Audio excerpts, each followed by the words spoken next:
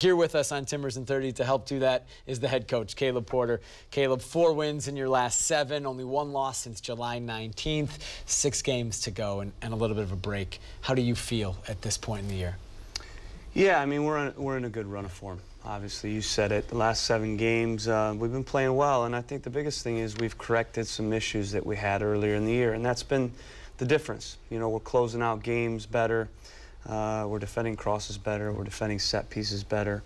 And I think we're keeping the ball better as well, which is a big part of the way we play and how we control games. And so those are all things that we talked about, areas that we talked about improving, and it's great to see that improvement. Through all your years of managing, what characteristic would stand out or a common thread that you've always seen in your teams and that you want to see in your teams? Well, I like to think my teams are always mentally tough. Yeah. You know, I was a bit stumped at times this year with us giving up late goals. That's never been a trademark of my teams. We've always been a team that finishes strong because we are mentally tough. But I think when you look at the last 7 games, and I just was looking at the analytics and the trends, we've only in 2 of those games given up a goal in the last 15 minutes. So 5 of the 7, we didn't give up a goal or concede. And that's more typical of the type of teams that I'm used to. We always have a mentally tough team. We're always organized. And I also think we play aggressive. And for me, possession and control with the ball is extremely important. But being tactically flexible as well is something that I think all my teams have had over the years. There's only 4 games in MLS this weekend. Timbers not involved, so this break kind of gears the Timbers up for the final 6 matches of the season. 3 of the next 4 will be on the road, but the Timbers finished with 2 in a row at Providence Park. It's not going to be easy playing at New York, Salt Lake, and San Jose, but the Timbers will be certainly rested for that match at Yankee Stadium. We were out of training to talk to the Timbers about preparing for the stretch run and how they use this break. It's our Advocare Training Report.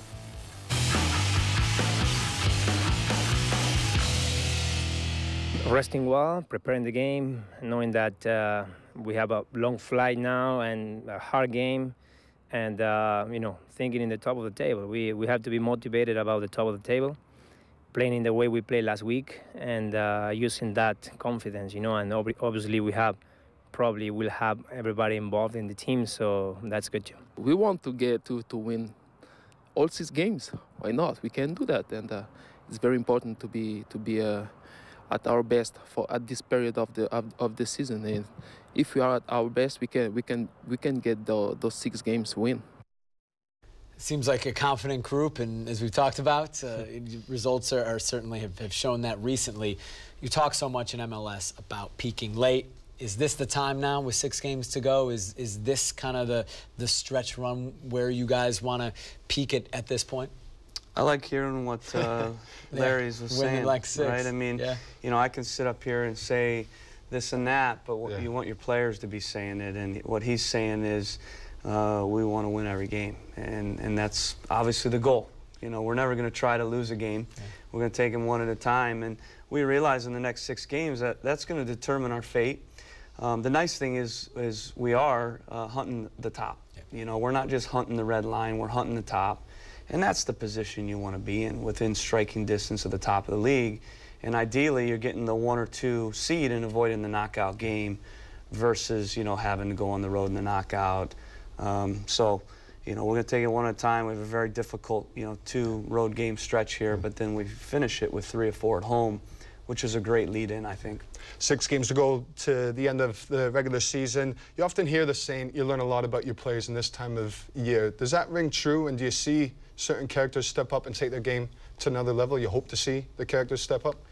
Yeah, I mean, I think I learn a bit more actually in the middle part of the year. Yeah. Because for me, those are the dog days, the summer, and a lot of times it's a grind, and you don't see that light at the end of the tunnel, that connection to the end of the year. And that's when a lot of times, you know, guys that could be casual, guys that may not be motivated, you see those colors. But the ones that are winners, the ones that are competitors, the ones that take the field with pride, and you know, guys that no matter, you know, what game it is, game 1 or game 34, they show up and get the job done. It's pretty easy to show up at this stage because you see the end, you know, and it's make or break, it's do or die. but also your big players you see even more. Yeah. And I've always found that your best players are playing their best in the biggest games at the biggest times. At the final whistle for a manager, is there a difference when you've got the 3 points at this point of the season, at the final whistle with 3 points, compared to earlier in the season? Or a victory is a victory, it's always the same emotion? That's a tough question. You know, I think, again, you know, in the middle stages, you know, when you know it could be a pivotal moment, that Vancouver game, you saw my emotion after that game, and you think, okay, it's 10 games to go, why is there emotion there? Well, that was a big game to kind of turn the tables. We don't get that. You know, now that's 2 losses in a row, and now we're on the road at Houston, and so I knew that was a big game, and you feel those games. Every game from here is a cup final, you know, the way I see it. But I'm relaxed, you know, and I think when you look at the players, they're relaxed too. This is the time for me to let them go. And that's why I love this time of year. You know, the work's been done, defining their roles is all there. They know what we expect, and, you know, I can kind of step back a bit, and maybe that's perhaps why the team, I get out of their way and they start to go. Caleb mentioned the Timbers at the top of the standings. Here are the Western Conference standings. Timbers second place in the West. This is what strikes me when I look at this. Timbers at Seattle get a result. At Kansas City, a result. Vancouver, a win. At Houston and at Dallas, at results. You mentioned it Sunday after the game, I think, Caleb, that was like a playoff-type result, getting a draw on the road. How important is it to have these strong results away from home against teams that are going to be in the Western Conference playoffs that you can draw from for the stretch run and then even into the playoffs? Yeah, well, last year, you know, for some reason, we couldn't get it done on the road. And you talk about a trademark of my teams, we've always been a very good road team, one of the best in the league, up there with the most wins of any team over the 5 years. And it's good to see this year, again, us going and clawing and grinding for points on the road and going into, you know, a rivalry game, 50,000 fans, and being able to pull a point out. I thought actually we played probably well enough to get 3, but in the end you have to do that in the multi-leg playoff series. You got to go on the road and set up that second leg, and a point's always good in that type of format.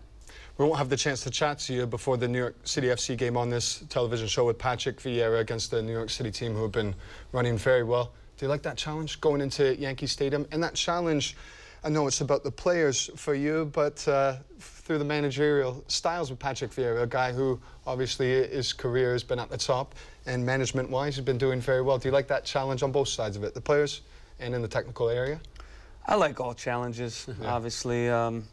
You know, I do think the more that you're in this, though, the less you focus on the other manager, the more you focus on the process and your players, your team. And, you know, I used to think, I want to beat this guy, but really I just want to, you know, my team to play well, and I want to do my job. But I have a ton of respect for Patrick Vieira, obviously as a player, but even more so as a manager. For a foreign manager to come into Major League Soccer and to be so humble with the playing career that he's had, to be open-minded to the rules and the, you know, anomalies that our league, that exist in our league with the cap structure, and, you know, there's a lot of challenges, and that's why foreign managers have struggled, historically speaking. So I think it really says a lot about his humility and in the fact that he's willing to you know, wrap his head around this league and be bought into it. And every interview I hear, he's very positive